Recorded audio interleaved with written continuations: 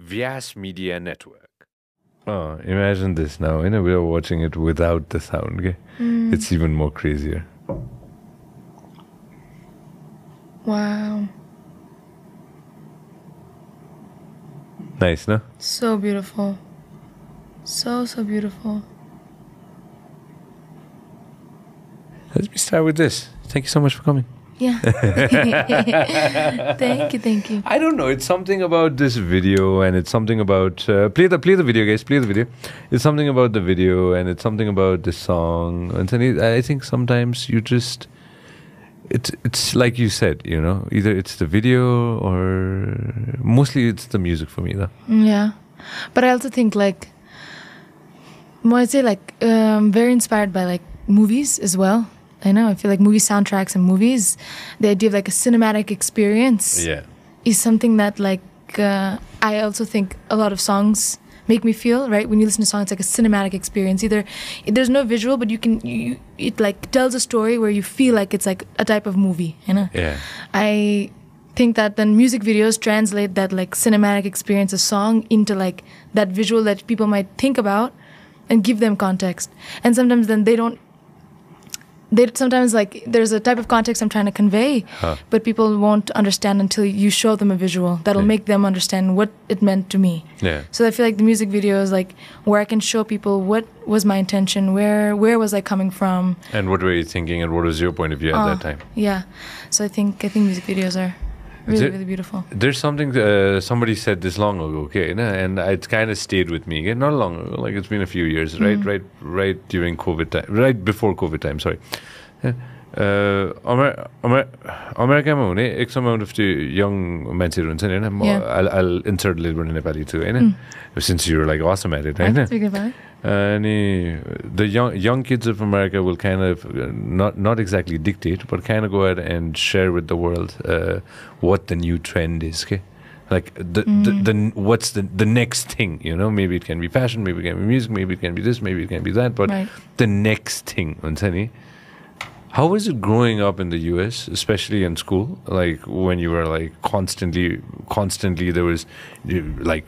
There's thousands of different things going on. I just want to touch base on music. How is it when it comes to music at that time when you were growing up? I think that especially like 2000s, I was born in 2005. Yeah. I know. I think that era of music videos, TV, like it was like you had to watch it on TV. MTV, ke afno channel, you had to... There's an influx of media coming in. I felt like growing up, music-wise, music videos were starting to become really, really, really big. I think because of that, I was really inspired of like wanting to make my own. I always knew that I wanted to make my own of that. And I remember my sister, Nepal, she sent me her iPod, and her iPod with like thousands of songs on it. And it was all Beyonce, Alicia Keys, Destiny's Child, like these early 2000s music. I know, R&B 2000s music that like completely influenced the music I listen to now, the music I create now. And I was always listening to music, always taking in new media, new songs. Yeah. That's awesome. Yeah. See, I don't know if a lot of friends know this. I know you can do a simple Google search and find out. As soon as I said iPod, it hit me. I know. So podcast is a combination of iPod and broadcast. Oh. So that's how it actually started. I didn't know that. I know. Podcast actually started because Steve Jobs at one point said, "This is the iPod, and this is and you broadcast. You put it together. It's a podcast." Right? And that's how it actually started, so that people could record it, put it in iPod, and then listen to it. Right. I know that's how it actually started. It's such an interesting thing that as soon as you said iPod, I hadn't thought about iPod. I know. iPod ko barema nasocheko, nasunego. That was just a thing for music. Yeah. Just to listen to things. But now it's like on your phone. You listen to music through your phone, but there's so many other things. But like then, I didn't have a phone. Like I didn't have a phone for the first 8-9 years of my life. Just me and my iPod. Just me and my music. Yeah. Just listening to music. When did you get the iPod? How old were you? Like 5, maybe. 5 वर्ष हुँदाखेरि iPod. Listening to music. Nepali गीतहरू पनि सुन्थ्यो? त्यो चाहिँ बाबुबाट. बाबु मामाले चाहिँ they'd listen to like old Naran Gopal sunthiyo bachadekhi.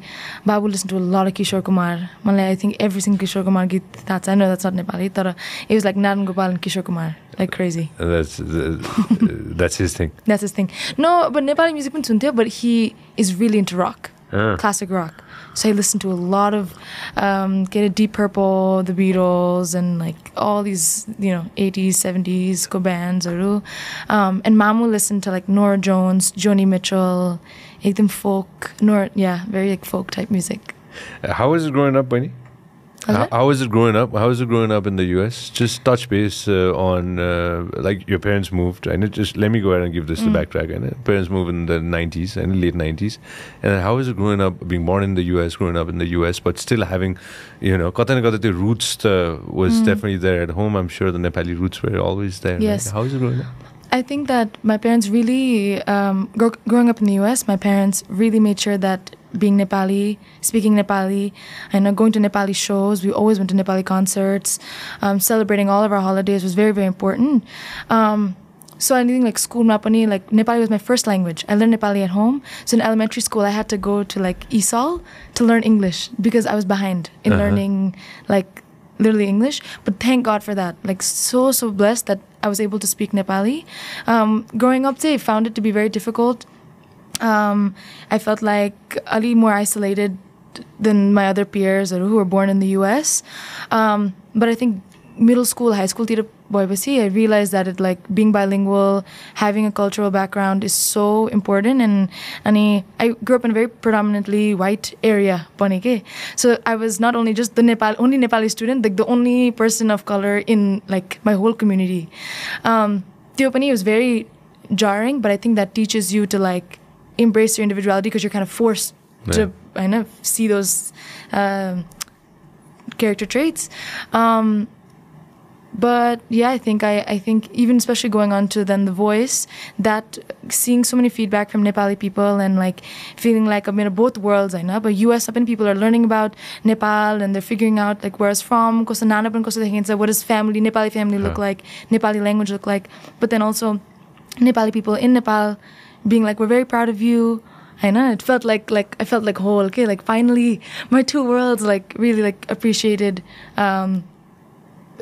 It felt really nice. So sweet. Thank you so much for coming. Thank you so much for coming. I'll show you something. As a Vianet, I've been watching this and I kind of wanted to show it to you. Okay. A few days ago, the Nepali cricket team played in the US with the Dutch.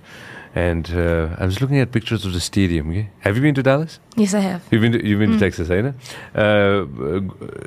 Guys, show us the pictures of the stadium, please.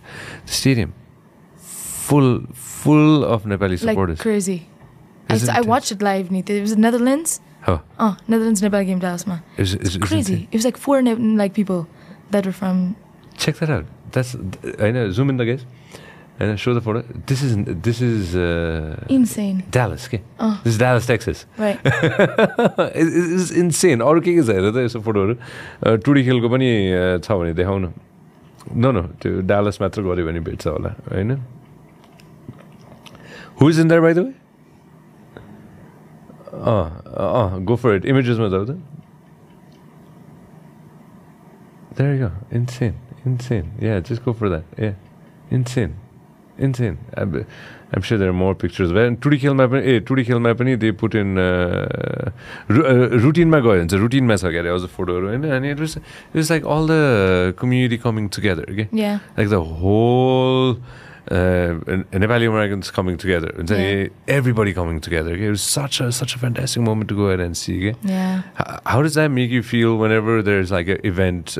How did it make you feel? And every time when you were, especially very young as well, when your parents took you to events, Nepali events? I felt like, especially when I'm living in an area where there's not a lot of Nepali people, I think I was so grateful that they took me to Nepali shows, events, weddings, just to see other people that look like me, that speak my language. I forget sometimes that I can speak Nepali until I'm around Nepali people. I'm like, I understand what you're saying, and I can like actually talk to you. It's such a beautiful thing. It's such a beautiful thing. I feel like connected bitre, like Atmani, like I feel like मेरो people, मेरो family, it's the type of closeness that I feel. Okay, but even in Boston, I go to Berklee College of Music, and I'm the only Nepali student there right now. The only other Nepali student just graduated, Sanya Mita Bani. But it was so important to me that I met with Milan and Asta, Zaila, who were like Nepali people who were in Boston, so that I can like speak Nepali with them, eat dal bhat, when I feel like I miss my Nepali khana. I think that's very important to like be around your own people. Yeah. And first time in Nepal. Yes. Oh, wow. So I saw your vlog. All right. Tell us how it was coming home. Let me go ahead and put it that way. Coming home after a long span of time living in your other home. Right.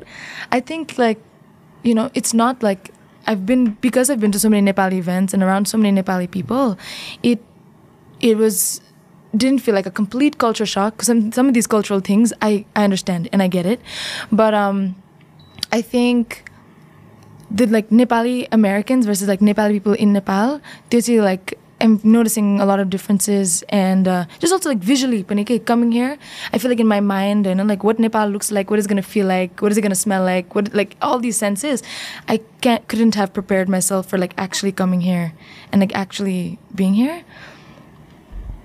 Yeah, it's just like visually, as soon as I got here, I was like, this is like nothing like I would have ever imagined. It's so beautiful. Even the chaos is beautiful. Yeah? Yeah. As soon as it came in? I was like, we're already in traffic. There's no traffic laws. I have no idea. I'm trying to like catch onto a pattern of like no pattern. I know. But I think that's so beautiful. That's so interesting. Nothing like I've ever experienced before. Yeah, well, that's your grandpa? Yes. Cute. Stuck in a gadi. Pashupatinath, Bodhanath ke bhane jasto लागेछ मलाई हैन. That's your sister? Yes. Awesome. So we've also, me and my sister, like, 5 years back, so like राम्रोसँग नभेटेको. So like it's such a nice time to like, I'm staying with her and her husband, and like we're just getting to like sachi reconnect and like be sisters at our own age, and we're 13 years apart. So like up now that I'm 19 and not like a 8-year-old, I know. I feel like there's things that we can like actually talk about, and like I feel like I'm really getting to know her up again. She's really getting to know me. It's really nice. No, that's super sweet. That's super sweet. I'm sure she is listening right now, and she must be very smiling at the moment as well. Why did it take so long to come visit? I just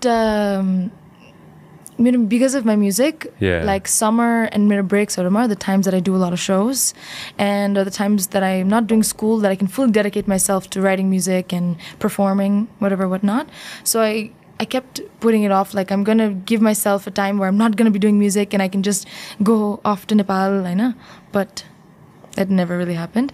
But like this trip was like, it's overdue. Okay? Like I don't give a shit. I don't care about anything. I have to go to Nepal no matter what. So yeah, this was like I booked as soon as I was like, Mamu Babu, I'm gonna go to Nepal. We booked it literally like 2 days after. I knew that I needed to come. You're here for a while. Like 2 months. You're here for a good solid like 2 months. Yeah. Like you decided, okay, ma mazale aउँछु, mazale बस्छु भनेर. Yeah. Beautiful. Tell everybody a little bit about your family, Bunny, if that's okay with you. Yeah. I'm calling you Bunny. I hope that's okay with you too. Tell us a little bit about your family. Like, what about my family? Feel free, like mom and dad. Because we've all seen them. I remember this is like long, not that long, but this is, I still remember watching them. They're so excited, Yeah. If I'm not mistaken, I'm just going back in my memory. I still remember when I believe it was John Legend. Yeah. When John Legend hit the buzzer, I remember that's like, ah! Yeah. I remember that, and I'm sure a lot of friends who are listening right now, I'm sure they want to know a bit about it too. Yeah.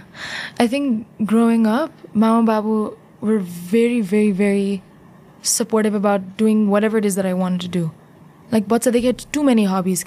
I'm a music or painting or but like anything I did, I was like, Mama, my art supply sai. Mama, there next day, she got me this little canvas and painting kura. They just were always wanting to make sure that I could exercise my creativity kukuras in any ways. I want to do soccer, they put me into soccer. All this stuff, they'd let me try out all the things. And then it came to a point where I was almost always singing. one of the things that I think I always remember, and now that, especially now I'm going to college, I know, there's things that like, I miss them even more, you know, and there's things that I got annoyed with them, but now it's like, oh my, like I really do miss them so much. When I was like 6 or 7, I wanted to play the piano. And they got me this like, sound little keyboard, I know. And they just came to the US, they're not making a lot of money, and we lived in a little apartment, yet they still were like doing to take piano lessons. So they got this teacher, his name is Mr. Jim, and he came in and he gave me lessons for like 3 years, piano lessons. He became like a close family member. He barely charged anything, because he cared about our family and cared about me. He, like, the fact that my parents, even with all the things that they're struggling with and a business, they still care to like allow me to do music and play music. And like, I just think that's so beautiful. And even on The Voice, I mean, first season they keep watch karte. Babuko favorite show थियो. We'd watch it together. And like, he'd always be like, "Pare, timi one day timi त्यही हुन्छ." Babale भन्नुहुन्थ्यो. Every time. Season 1 देखि त्यो Adam Levine, Blake Shelton, Christina Aguilera, CeeLo Green, त्यो original cast देखि, he's like, "हुन्छ तिमी," and then he'd be like, "Which one would you pick?" And he's like, त्यो what is manifesting जस्तो हुन्छ नि. He would always be like, "ल, and तिमी त्यहाँ कुन गीत गाउँथ्यौ त तिमी?" And everything, like we would reenact playing The Voice. We would like, I'd pretend like I'm there singing songs, and Bao Mama are the judges. Like they really would like, I'm not lying. Like we literally watched that show since season 1, and we were obsessed about being on that show since it started. Yeah. And I auditioned like when I was 13, my first time. I was 14 on that, and then I didn't get it. And then I get it again when I was 15, and I didn't get it. And then 16 on the Velma, then I got it finally. There's because of the manifestation too. Yeah, but then even the first time I auditioned, I didn't get in. It was no matter. We were like, the Mama were like, "Hey, fuck them. It doesn't matter. You know, timi piri gara and piri pauncha. Piri gara piri pauncha." And so I just kept doing it, and then I did. It was It was their blessings. That was the most important thing, I believe, when I think about it now. How did it sucks not to get in, when you really want to, even when you're especially young. I don't know. I never tried anything like that when I was that young. I know. But how did it make you feel, not getting in for the first time? I think it was very disheartening. Yeah. And especially because it was something that I not only felt like I wanted, but other people wanted for me. So the pressure is like, it's very overwhelming. So I felt very disappointed. That Mamo ko panis or like mantra sake every morning she'd be like, "Pari, like today's a brand new day. Like you only have today. Focus gara." And I think that mindset was very, very helpful. And even after it happened, I got rejected.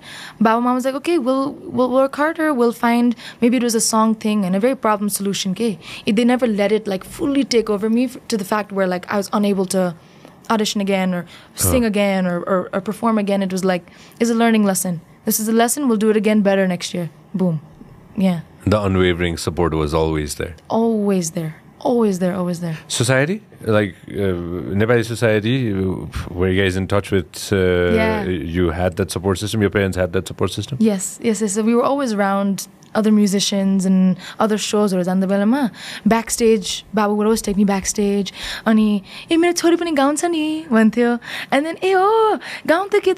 and I would make up like random songs. And I was like, literally, this has happened since I was like 4, 5, 6, 7, 8. Sama Babu would take me to these shows.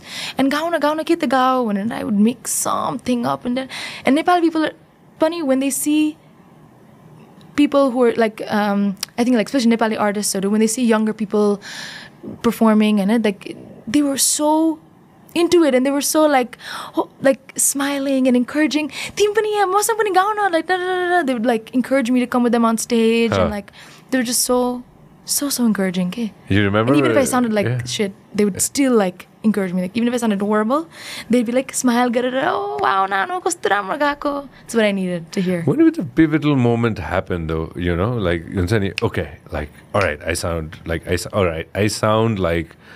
awesome. When did that happen? Give or take. I think everyone needs like an audience of people to tell you how you're being. like, or tell you how you are, tell you how you sound. I think bitra, I always knew I want to be a singer, or like that I am a singer. I love to sing. This feels good to me. I know. I think also taking piano lessons, at a younger age, I was able to develop a better ear for myself. But I think that like the Nepali community telling me, encouraging me, you sound good, like kind of comments or like online, that definitely like young brain ma. It's something that I needed to hear in order to like truly atma like feel it, okay? And like, you know, at home, our parents will definitely be like, oh, you're awesome. But when you go out, right. That's among your peers, among your friends also, like that was the support system. I'm sure that really helped you out. Definitely. And I also think like when I'm performing, my favorite thing is watching people. Like I love to make eye contact with people and see, you know, you realize behavioral patterns so quickly, even when you're interviewing with other people, right? You done it so much that you know other people's behavior physically, you know, if they're into it, if they're not, you kind of get a vibe. So I feel like with performing, I feel the same way where I can like read people. Okay, are they into this?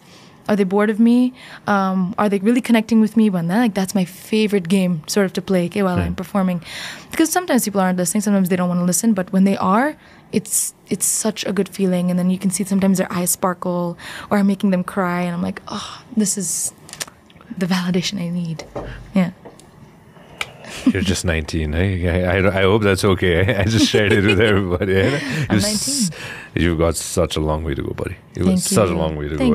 When I just think about it now, see, we'll be talking for a long span of time, over decades, right? And then it's going to be so fascinating next time we sit down and talk. And, you know, in a couple of years, next time you're here, it's going to be so awesome to go ahead and, like, just, you know, I'm excited for you already. I read somewhere that something that you said, that singing is a way of communicating, is your way of communicating, right? And that makes total sense. And I was just thinking about it, and this is my, like, you asked me downstairs, right? And this is my way of communicating. This is my way of getting to know people, and this is my way of going out and maybe meditation too. You know, like I'm sure when you're singing, it's a part of you is also meditating somewhere. Always. I also think like the performing aspect of it is the most rewarding part of all of it. You know? Behind the scenes, I'm working very hard to write music that feels very honest to me, or you know, planning shows, all this planning, and then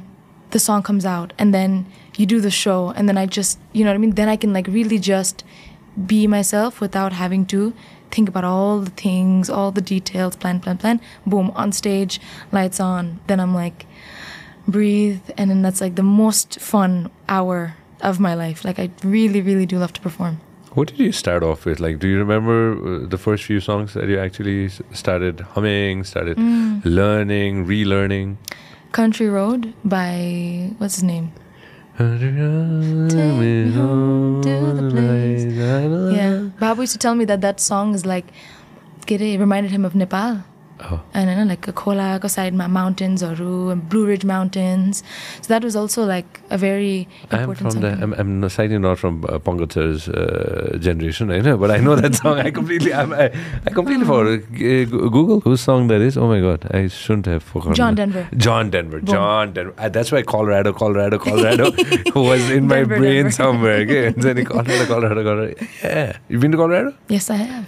Love that place. It's beautiful. Oh yeah, there you go. John Denver, there you go. There you go. Oh, I love that song, and I would sing it all the time. All the time. Yeah. And then my first Nepali song I learned was Kehi Mito. I also love that song. I listened to that song so much growing up. Can you sing that too? Yeah. Yeah, you can? Yeah. Like, can you sing Mazali Nepali songs also? Yeah. A lot of Nepali songs too? Yeah. Wow, that's nice. So, at home, the parents used to play Nepali songs and then definitely go ahead and like play all the other things too. Yeah. That's awesome. Yeah, I think like listening to music is the best way to like learn music as well, okay?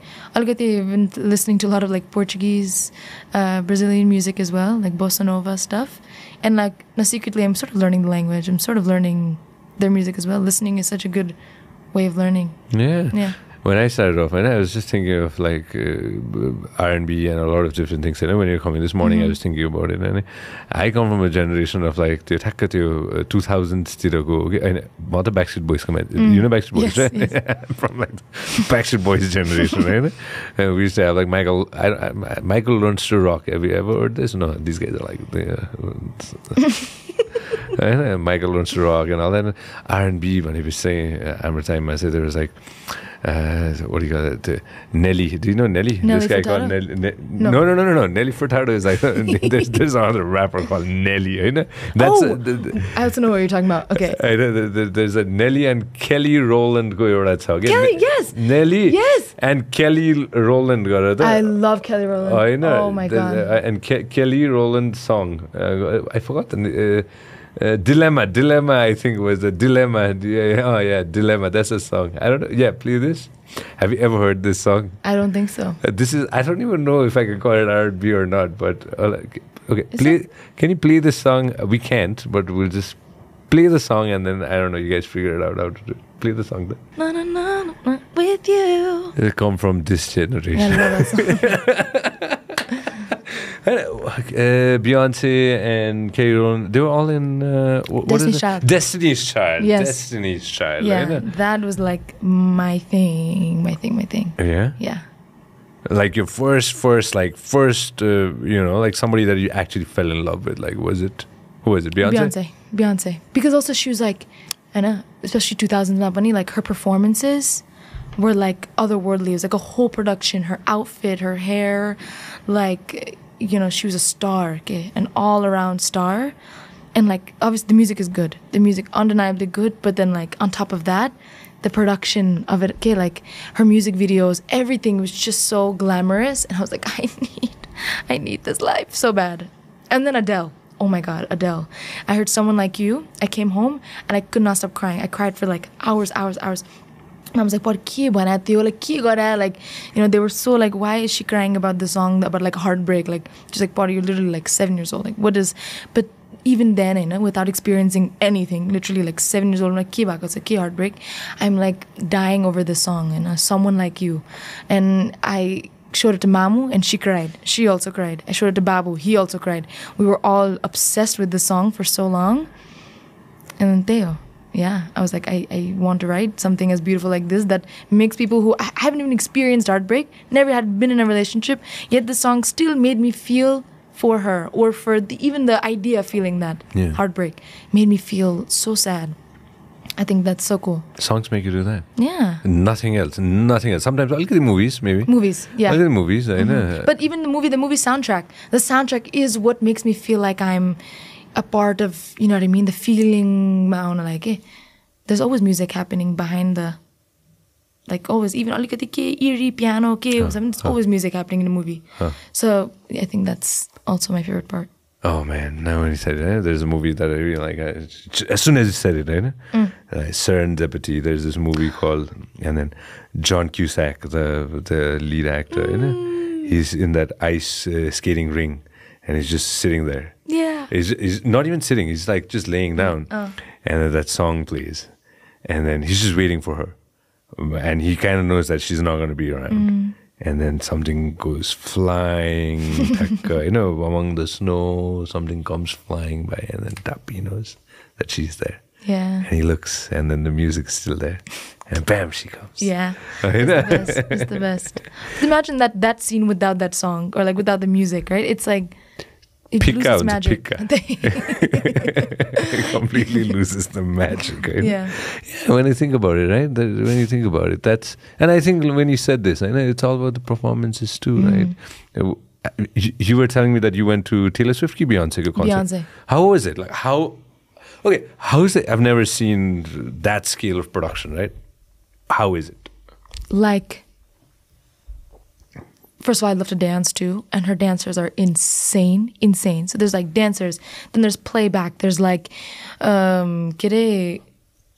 there's a live band, right? There's like, literally, like, I think there's like, her band makes up like 16, 17 people. There's like a huge band, but there's also playback. There's like instrumental stuff happening. She had interludes. So she had sections, and then in between the sections was like musical interlude, that was like a phase. Each section of the concert was a different phase, and then the lighting, another thing, and then the choreography, the dance choreography was probably my favorite part of the show. It's just so good. And the outfits. Like every 4 or 5 songs, she'd go whoop, underneath the stage, come out, another outfit. And she planned that thing for like 3 years, like 2-3 years. Like that's insane. Well, I'm sure that you'll end up doing something I hope so. Even crazier. I hope so. I know. Let's manifest. Why not? Yeah. Why the hell not? You never know. Stadium tour. Done. Telling you guys. Done. Putting it out there. Let me ask you something. Do you listen to now? Like, there's so many different artists coming from here, from Kathmandu, from Nepal, right? Do you keep in touch with their music? I definitely am trying to tap in more into Nepali music. There are like a few artists that I've been listening to. I feel like younger. There's definitely more, and I need to educate myself on more of that. I've been going to more shows, local shows here, and trying to meet some more people. But even US, I listened to a lot of Bartika, Sajanraj, Ani, no, that's Sajanraj. What is the Sushant Kesia? No. Syndicate, Ram Saili. Bibul Chhetri. Oh, I love his music. Divas Gurung. I love Divas Gurung's music. Yeah. Oh, that's really cool. No, when I think about it now, like let me rephrase it this way, since you've mentioned so many different friends that I've personally met and hung out with as well, and like back home, okay, when you were just starting off, when you got that iPod that we were talking about earlier, like what were the songs that caught you? Okay? That was like, all right, this is something that I'm gonna go ahead and do. I'll give you an example. When I was young, we ended up. I could never cut out to be in the choir. I didn't have that. I didn't have that in me. But I still remember. I just heard you earlier. What do you mean? We got that boost in our school. Okay? Like it was the whole school system that said that okay, it is possible. Like what was the thing? Home matala. We talked about that. And of course, your mom and dad were definitely there. You were surrounded with music. How was it at school, and what actually excelled you into music? I think I feel like no one can push you to be anything, like a singer, a dancer, sports up in Canada. If the kid doesn't want to do it, you can't force them into doing it. Even if my school was like, Parijita, you're a good singer, you should sing, the encouragement is needed. But at the end of the day, if it's not something you really want to do, I don't think like anyone can make you do that. I feel like I've just always wanted to sing.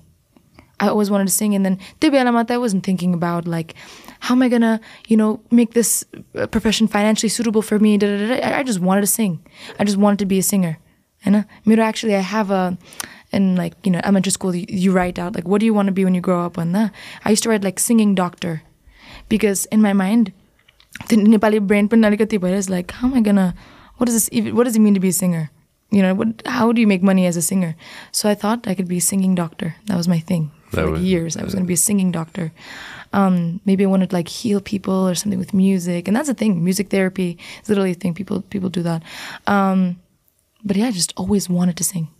I just wanted to sing. And then with the encouragement, and then I also think being raised by Nepali parents, you have this, you see people work hard. I've seen my parents work so hard. Mm-hmm. Aww. That's me singing as a baby. I've seen my parents. How old are you now, Winnie? How's it? Oh, how old are you? That's like five. That's like 4 or 5. You were singing when you were like, yeah. It's Celine Dion. I'm singing once more. You open the door. That they don't get that in China. Ke gauni.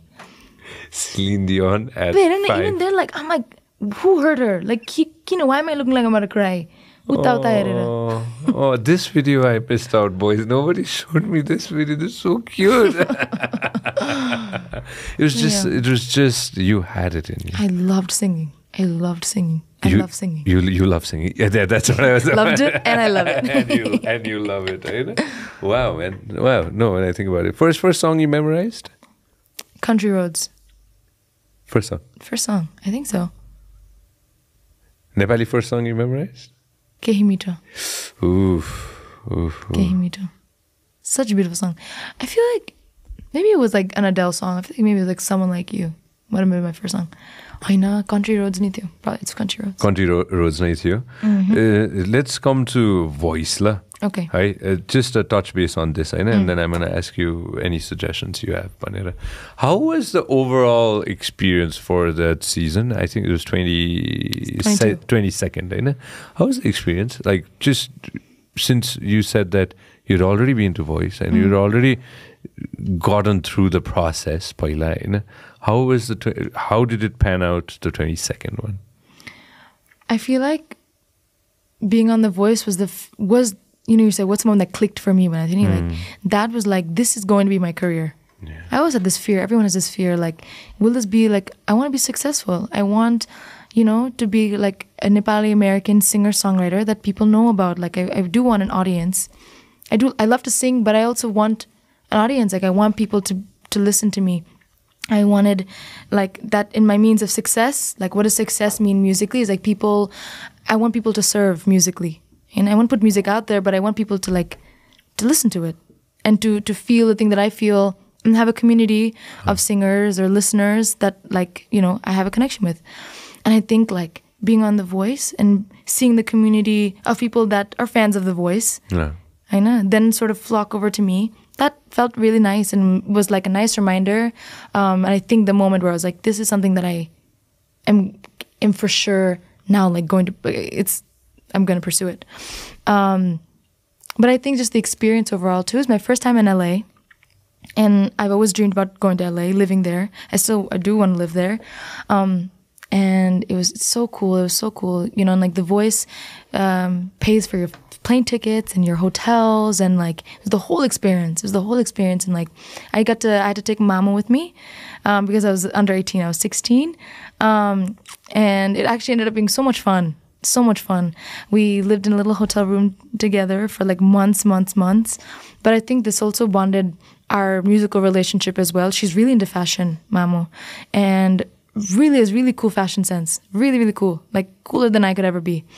And everything I wore on the show, Mamu put it together. I know. Like, right from the get-go. So there's a wardrobe team. How's it? But usually you're supposed to go in with something, bring your own stuff, and then they touch it up, they add things. Then when you get to the finale, then they'll order things and whatever. But in the earlier stages, you bring stuff. Mamu, up until the finale, was working hand in hand with the wardrobe and what I wanted to wear. Because what I wanted to wear was more specific. And they don't work with Nepali and Indian type lehenga, sari. They don't work with that. So Mamu was a very big part of like the way that I was looked on stage, which is so important. Like, having like, that's literally how people saw me and what I was wearing. So that was really cool. I feel very grateful that Mama was there with me. And also like, it's very stressful. Like you build a community, we're all living in the same hotel together. And I met my boyfriend there, my best friends there. It was so much fun, but the actual show itself, you're on live television. That idea that you're on live television is like a lot. There's a lot of people looking at me, a lot of people expecting good performances from me. Yeah. So having Mamu there was also like a nice reminder, and like she was very, very, very comforting for me there. But actually, it was funny, Mamu was more anxious about things than I was. Because once like the and I'm very stressed, but once I get to on stage, backstage, I'm locked in. There's nothing that could sway me. I have like me. I don't really like to talk a lot before I sing, so I'm like very quiet. Mamu चाहिँ backstage चाहिँ हाततिर परि तिम्रो तिमी जाडो भएको छ कि तातो भएको छ तिमी डराइरा छौ, are you okay? I'm like, Mamu, please breathe, calm down भनेर. But I had such a good time. Aww. That's me and my sister. Cute, super cute. How was that moment, the first moment? I believe John Legend kind of said that your voice is very spiritual, very transcendent, if I'm not mistaken, along that line. Out of the world experience, that's how he felt, I believe. Right in the beginning moment. How was that for you? As soon as right? You know that the person's turning. Wait, what? You do know that as soon as they hit the buzzer, Yes. Yeah. It well, before I knew I was gonna pick John. And like you knew. Well, we did like a whole thing where I was like, okay, if only 2 of them turn, who would I pick? We did every scenario because I was so afraid of making the wrong decision in the moment, so I had to like think about it. But but even then, I was still, everything I thought of before went out the window. Okay, so when it was happening, I was like, holy, I don't know. Camila Cabello really swayed me a lot. I thought I was gonna pick her for a second, but John, he's like one of my favorite singers.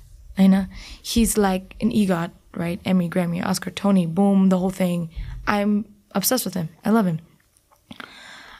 So hearing my favorite singer say those things about me, I was like, I'm picking you. That's it. you're my coach. You're my person. Yeah. I was like, yeah. And he's like such a family guy. And even on his Instagram, social media, when you see like he has like 3-4 kids. And he, like, even when we're rehearsing and stuff like that, usko family ni like arke room ma usko bachharu त्यही हुन्छ and he'll go and like hang out with them in between, stuff like that. He's a very like good-hearted person who's also involved in social issues and like, you know, the standard influencer and like, you know, celebrity one. I feel like he breaks a lot of boundaries for what it means to be like a celebrity or what a celebrity is supposed to do or supposed to act. I think that's very inspiring because I also think I'm not just a singer. I'm an artist. I'm an artist. But like only I feel like there's so many things in the arts, the things that I'm passionate about that are besides music. And I think like showcasing that online and being transparent with your audience or, you know, the people that are listening to you, that's very, very important to me. So I think like that's also something I valued in him, which is why I wanted to. And that's why you wanted to go ahead and, you know, have him as a coach and connect with him and automatically take it forward. Plus, hey, what he said was super awesome. That's true, right? That was insane. Yeah. How is it standing there, though? Standing there and performing. Like you picked Jealous. How is it performing and standing there for the first time? After that, I'm sure, like after a while, you kind of get used to it. Yes. I think I always tell people I kind of black out when I sing. I don't really remember what happens, especially in those moments where it's like high stakes sort of thing. I fully blacked out. Like Baba Mama said, stage, you know, they asked me all those things. I was like, girl, no thoughts, head empty. I'm literally like, but after it ended, applause, boy, whoa, like movie map, like it just was quite surreal. Oh. But in a way though, I felt like I was a bit grounded as well. Like I feel like I trained myself. I wanted to be present and I don't want to black out when I'm singing like this though. So then further I went in, I felt like I was being more present, noticing what's happening. Like, you know, the audience, there's an audience there. I'm looking at the audience, I'm interacting, also mentally telling myself to remind myself to be there and like to soak it all in. But when I performed, I think it's also because I performed for so long when I was younger. Performing in a grand stage was not as terrifying as I thought it was going to be. No, it was still the same joy that I feel even if it's a 10-person audience versus like a 500 versus TV ma air unlako. It's just, you know, Parijita on a stage singing, like who loves to sing. Like it didn't feel until afterwards, after I sang. After the fact, then you're like, holy moly, like people are going to be seeing this, but in the moment, I'm having a blast. This is the moment? Yeah. You know what I hate? Okay with this? Yeah. No, you okay with it? Yeah, please say. What did you didn't like? The walking on. I hated walking on. It's like anxiety inducing. Yeah, this is what I was talking about. This is what I was talking about. There you go. I'm sure you've seen this before. Oh, yeah. The excitement in your parents. Excitement, yeah, I know, but you see, like, they're like, you know, they want the best for me, so they're like, it's crying, it's stress, it's like, I know, it's more than just like joy, okay? They're like, and the whole time they told me, like, you know, I asked them, like, why are you so stressed? Like, they were worried that I would not get the outcome that I wanted, that I wouldn't get John, that John wouldn't turn. That's why Bob was like, John, because I'd been talking about wanting John to be my coach for so long that they told me that they were worried that I wouldn't be, because they know that I'm the hardest on myself. So then... You are? Yes. Yes. I'm a pain in my own ass. Like, I am just so, like, video... Like, I edit mostly my own videos. All this stuff. Like, anything. Music ma. Like, Colder Water, the song that just came out. My first song. My final vocals. The final mix. The everything. I was so particular. I was so obnoxious. I don't think it's obnoxious. I like being particular. But other people might find it to be obnoxious. But... yeah, I really, really like making sure that what I put out is like a good perception of like who I am. Because that's kind of scary. Let me add a few things. Coming from slightly aged person, it's completely cool. I'm a small little OCD freak, so I want things slightly particular, and I kind of like it my way, and I kind of like it perfect. But there's no perfection. Like there's nothing called perfection in this world. No. There's nothing called perfection in this world. You have to keep on pivoting towards and striving towards that perfection. Most probably I'll never get to perfection, but I'm going to try my level best to make sure. And I'll push myself very, very hard every single second to make sure that we push the boundaries. Yes, and I think like reminding ourselves to find joy in that process, Panike, because it's so easy to be like, you know, my goal, I told you, like, I love to sing. That's why I'm doing this. It's not like I want to win a Grammy, then I want this, I want this. It's like the process. I'm excited to write the song that maybe would, you know, be awarded for something because I worked hard on doing it. Right? Not because I'm not going to write the song for the Grammy. Like, trying to allow myself for things to not be perfect and letting go. But Colder Water, my final mix, there's still things that I was like, you know what, I could do this instead. But at some point, the song is what it is. It sounds good. I feel good with it. It's honest to me. That was it. I could take a song and keep working on it for years. People do that. You know, they do spend years and years on a piece of work.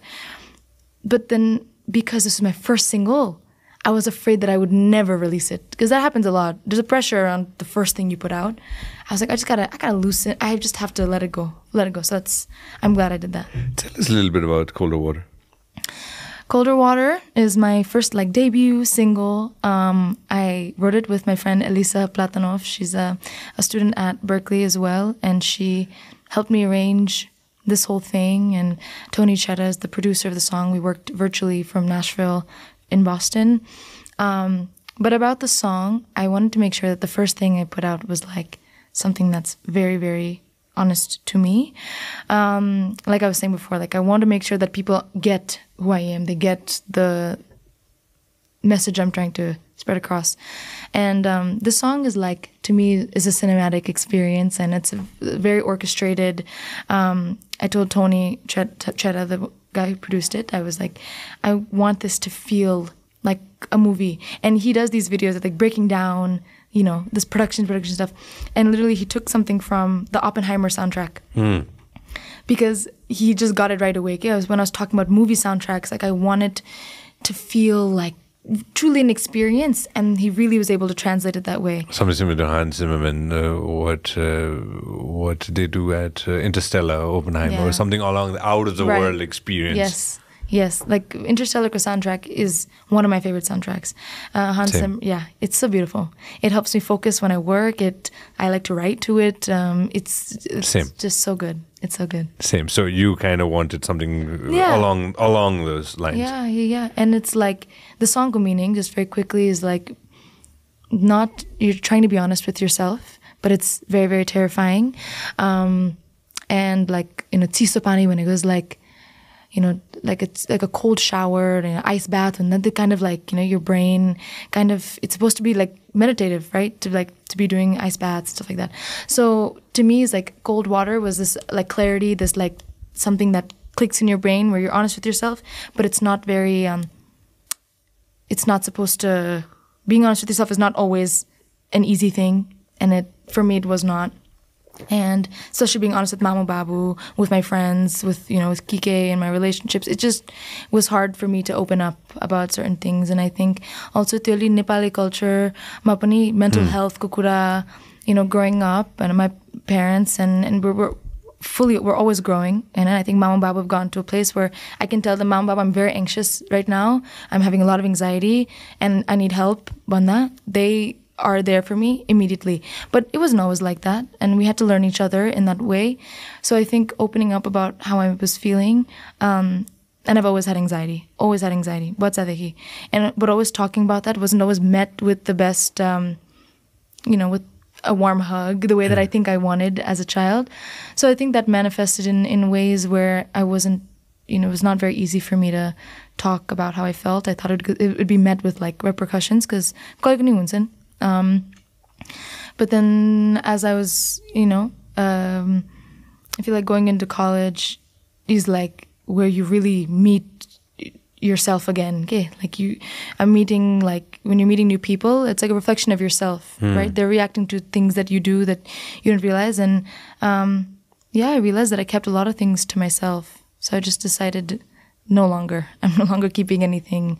And so the song is also that, right? It's my first song. It's like I'm just letting it go. This the whole thing about just letting things be what it is and just going for it. Just going for it. I like it, and I resonate a lot with what you said, earlier as well, and what I read as well, that it's a part of you communicating with your audience. And but it's also about sharing how you feel. That's so important with music, or even right now, like I'm just sharing with you as well, right? And that's so important that you have to share with other people. And when you were young, you still are, like we don't tend to go out and do that. And probably there's so many different aspects to this that one of it is we sometimes don't even know how to. That's true. We sometimes don't have friends or the right people to go out and share to. And we tend to start doing it at a later stage in life. Some just do it when they're early. I never did that. I was a super introvert when I was like super young, and of course I had my own set of issues and very, very introverted, very not sharing about all the things that was going on in my mind. And obviously one thing probably led towards this was I started working when I was like 17 and a half. And then that just propelled that, when I went to work, it just excelled. Right. Like, and friends started saying, you've got such a good voice, you should be in the radio. And then I joined the radio, and that gave me that confidence boost to just excel. So त्यो केही न केही कुरा as a catalyst, if my catalyst was that work that I did, where I met the right set of friends who said, you've got a great voice. You should probably join the radio. And then I applied for a radio station and got in, and then that catapulted my life to what it is now after like a long span of time. I also think when you share things, or when you share your experience on things, other people also feel like they're able to do that as well. And so not only when you're like, my goal as a singer is like obviously to sing, but I also want other people to feel like, other Nepali young women, young men, to feel like they can also see this as a career, that it's not, you know what I mean? That conversation with Mamu and Babu, yes, they were encouraging, but they were hard on me. They wanted to make sure that what I did it 100%, right? So त्यो पनि was not always fun. Sometimes they pushed me where it felt like, do I even like doing this? But like, it was not all like rainbow sunshine. Like it was very, very difficult, and I have to empathize with people who are also in Nepal, who are also trying to pursue music, and it's difficult to like get out of your circle, no matter where you are. If there's not a lot of people doing what you're doing, it's really difficult to like break that, or to like, so I also think that like going on to sharing, being like, we were talking about feelings, and sharing your experiences is, and being honest about those experiences is so important for other people, like just representation ko lagi ke, so that people can also be like, I've also go through that, or that, And I also think about influencer culture ma pani, there's so much of like, right, just kind of making things sound pretty, sound nice, the whole life ko pani, like, but it's like, their life does not look like that at all. And that sets such unrealistic expectations for goals, people who want to be in movies or, be in media. But it's so hard to balance that, right? To be like, your person, because you have to also give yourself a nice face, a good look, outlook, by also being honest. I'm still figuring out how to do that, and how to properly connect with people that with my audience, and how to translate that. But it is something that I am trying to make an active note on doing. No, that's solid. And also just touching base to what you said earlier, right? Like the anxiousness that you have, I think, with digital media. You grew up with the iPod in your hand. I didn't have to do that. And now, like you met the team, right? Yeah. You met team. Everybody's young, right? Yeah. I think there's an added pressure now to perform, which probably I didn't have to go through. Probably I had my own set of pressures, and probably your dad had his own set of pressures that he had to deal with. But now it's like, for me, I always feel like you guys have it harder because of social media. Like you said, because of left, right, everywhere, you see people doing insane stuff. Like you were talking about Beyonce, right? Now she's worked really for a long span of time to get where she's got. But now it's a hard ground, because now good media is accessible, but it's also easier to produce. So there's an influx of people doing it. Yeah. So now you're in a pool of so many of them. But yeah, you do want to stand out, right? And that pressure is there. Yeah. I'm sure you have that pressure somewhere within, right? You do have that pressure. That, all right, I gotta make sure that I achieve this in a short span of time. Right. You don't like, the feeling must be like, I don't have a lot of time. Me sitting in this chair, I kind of like saying, you have a lot of time. That's nice. Yeah. Not just with age, right? But with you have a lot of time, so much space to grow as well. But obviously, the pace is so fast now. Also, like, I know Beyonce says, she's like, it's rare that people are now releasing bodies of work. I know albums don't really come out anymore because people of your TikTok, Instagram, you're just spewing out things because of the influx. You want to do something that's a bit more palatable, or something that people will have the attention span to listen to. Which is kind of sad. I grew up listening to bodies of work, albums, and so I'm also trying to balance that out, where I'm like, I want to give myself time to write something that's beautiful and then after I've written the thing, then think about the marketing afterwards, after the fact of allowing myself the time to create something that means a lot to me.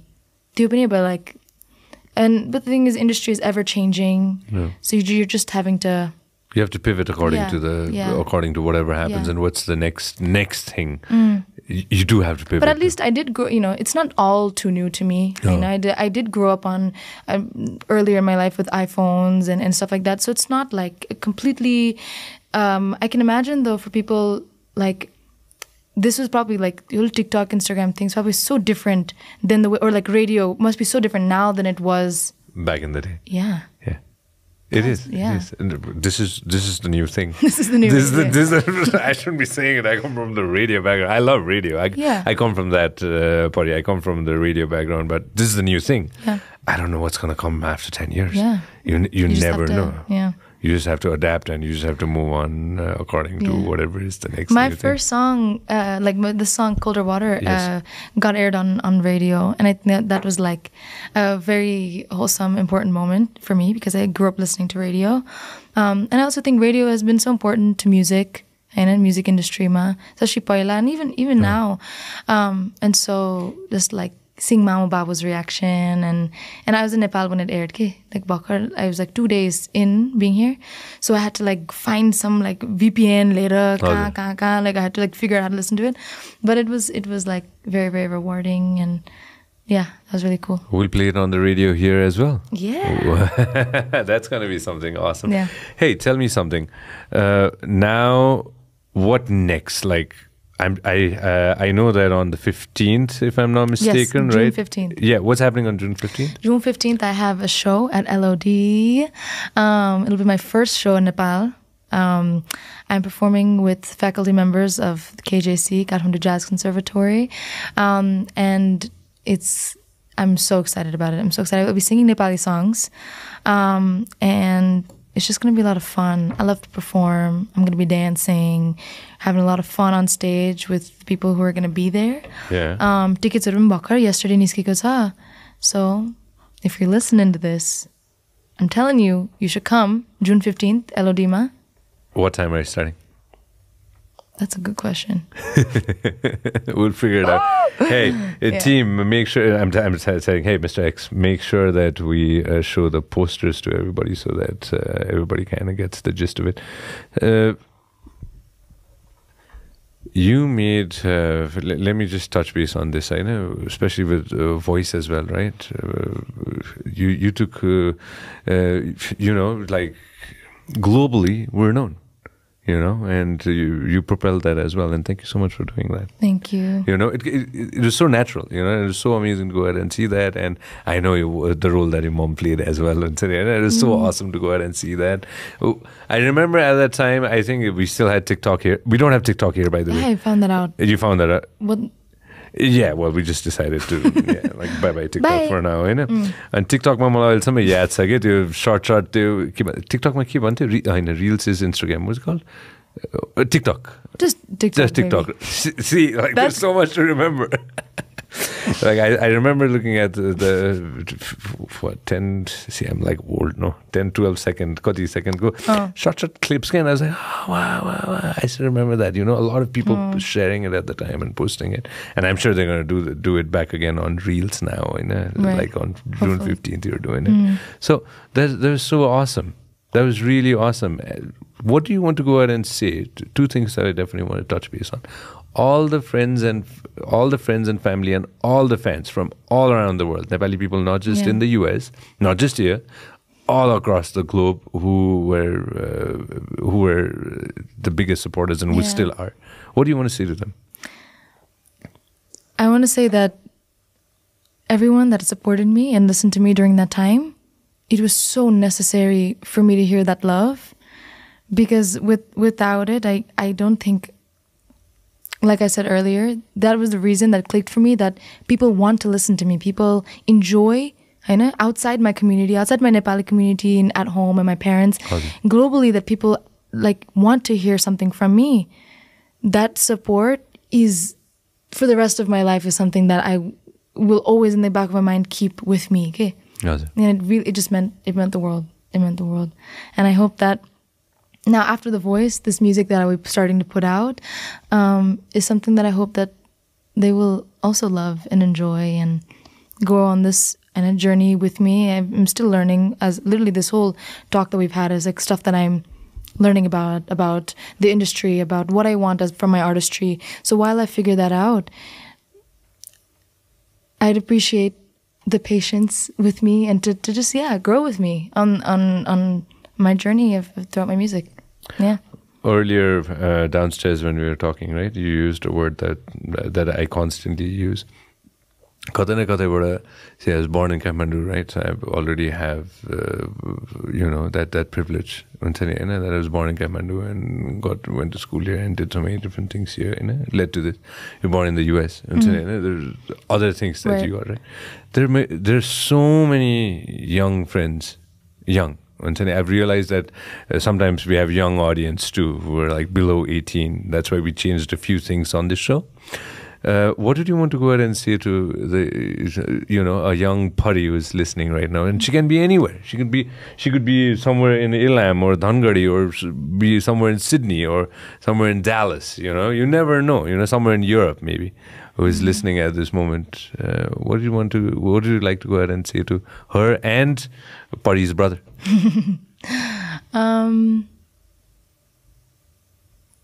I feel like this is something that people in the music industry say a lot, but now that I'm actually going through the thing, that I'm realizing is something you face a lot, is like people saying no to you, or like telling you that you're, just maybe they don't see your vision.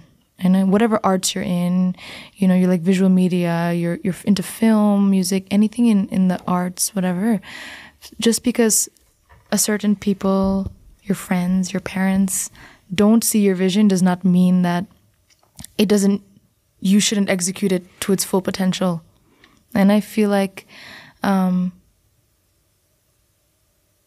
with the bodies of work, the songs, or anything that I've put out, I felt like even though people around my life maybe didn't love it, or they no. As long as I knew that I liked it and it's something that I feel comfortable with, then that's just, you know, in my body I felt like I knew I needed to be a singer.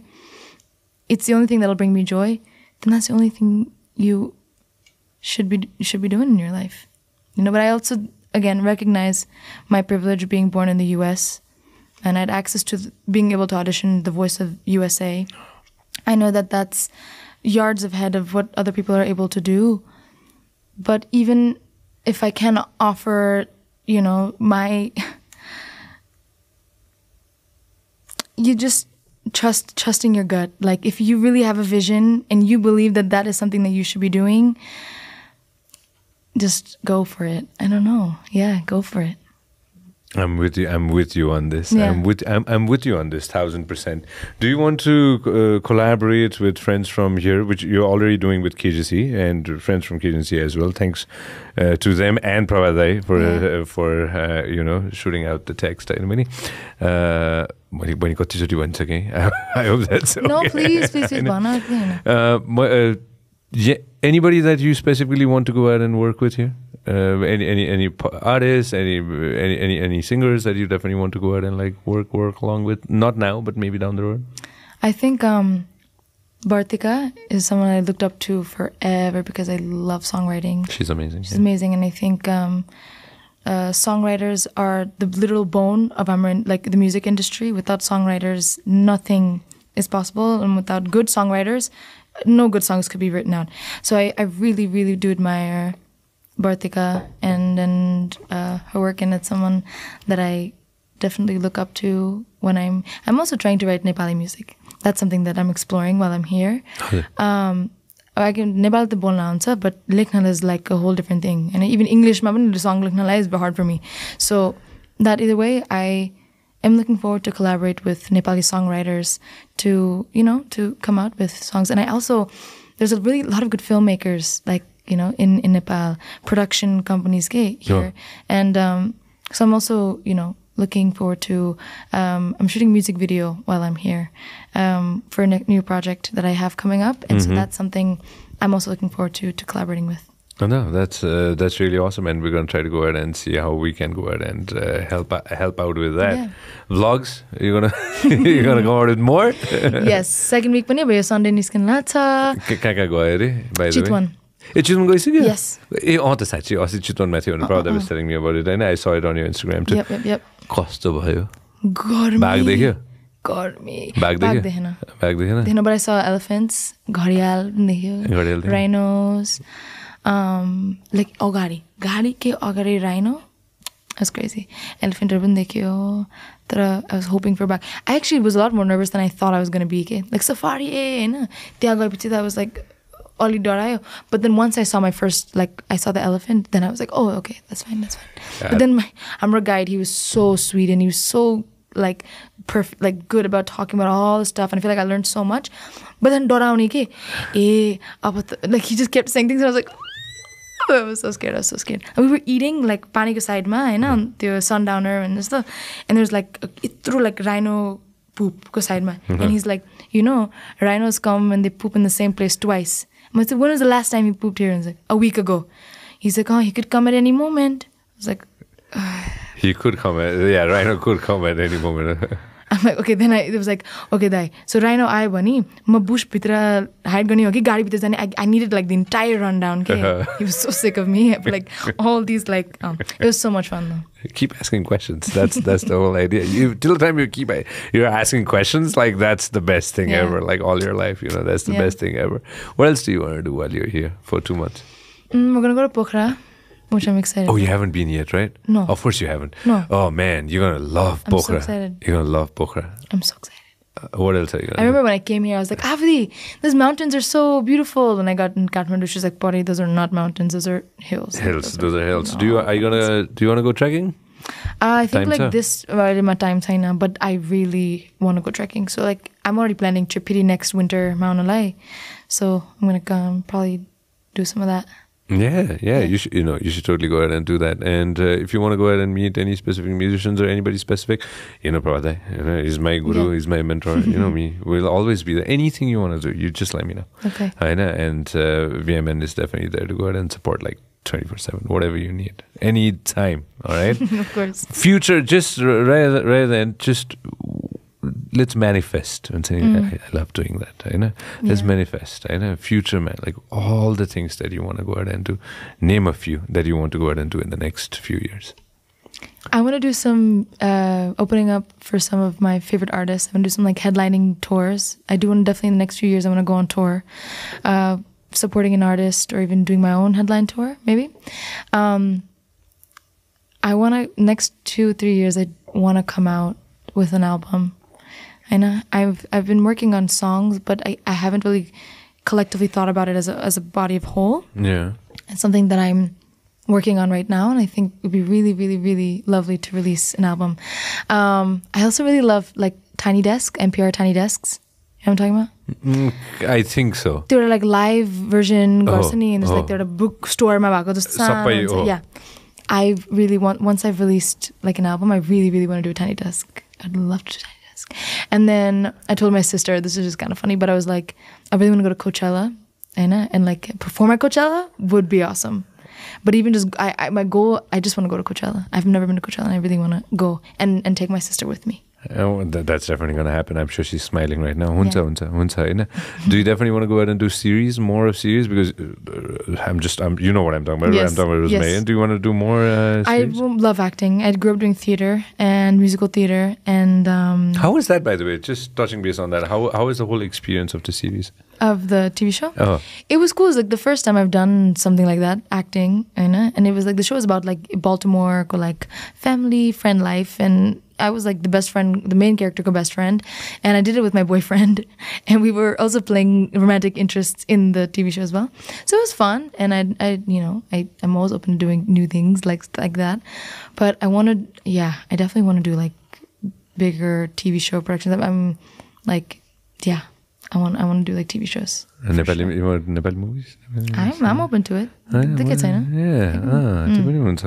never know. I'll give you a tip on this is something that I use Google Translate. You type in English and it comes in Nepali as well. So that kind of helps as well if you're writing or if you're doing anything. I do that as well. So that's one tip that I definitely wanted to share with you. All right, 15th of June, LOD. Yes, and 23rd Mamoksh. Hey, 23rd my Moksha. Yeah, hold on. 20th, so 15th my LOD, yes. And the 23rd my Moksh. We're gonna go ahead and share all the posters. And I don't know what time we start, but we're gonna go ahead and share that as well. All right, you got us for life. Thank you. Anytime we can go ahead and help out. So good to meet you. It's lovely meeting you. That's it. Yay! Parijita live in Nepal. Your 15th, 8 p.m. Yes, 8 p.m. Saturday, 15th of June.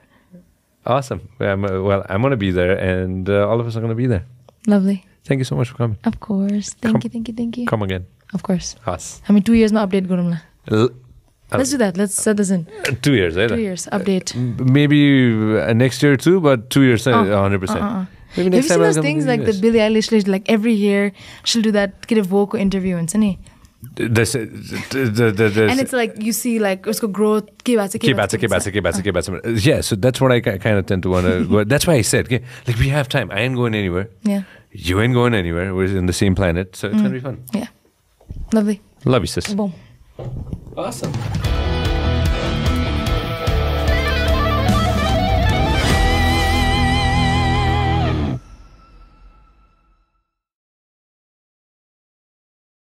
Vyas Media Network.